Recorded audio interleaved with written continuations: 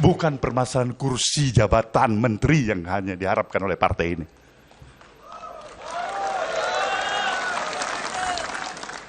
Kita menghargai itu semuanya.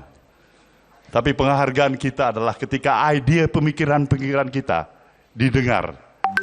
Dan kita juga telah memposisikan diri kita sebagai partai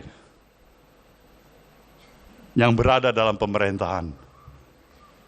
Presiden baru, Jenderal TNI Purnawirawan Prabowo Subianto.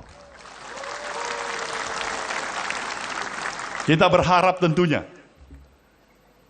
pemahaman dan pemikiran interindependensi Nasdem yang memang selama ini dipegang kokoh dan teguh tetap harus terjaga.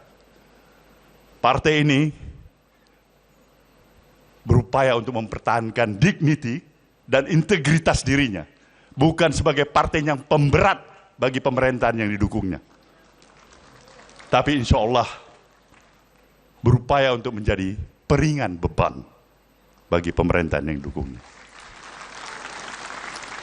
Bukan permasalahan kursi jabatan menteri yang hanya diharapkan oleh partai ini.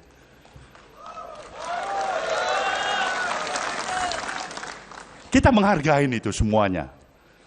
Tapi penghargaan kita adalah ketika ide pemikiran-pemikiran kita didengar.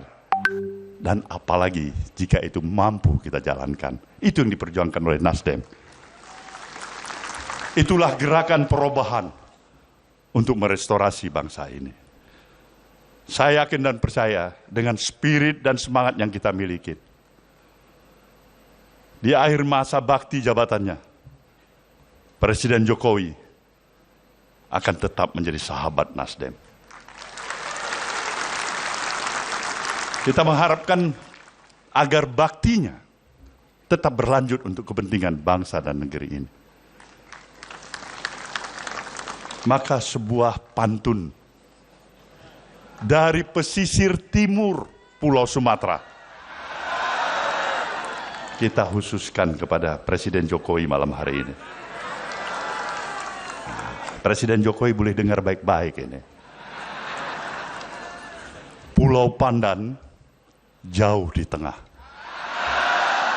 Di balik pulau si angsa dua. Hancurlah badan dikandung tanah.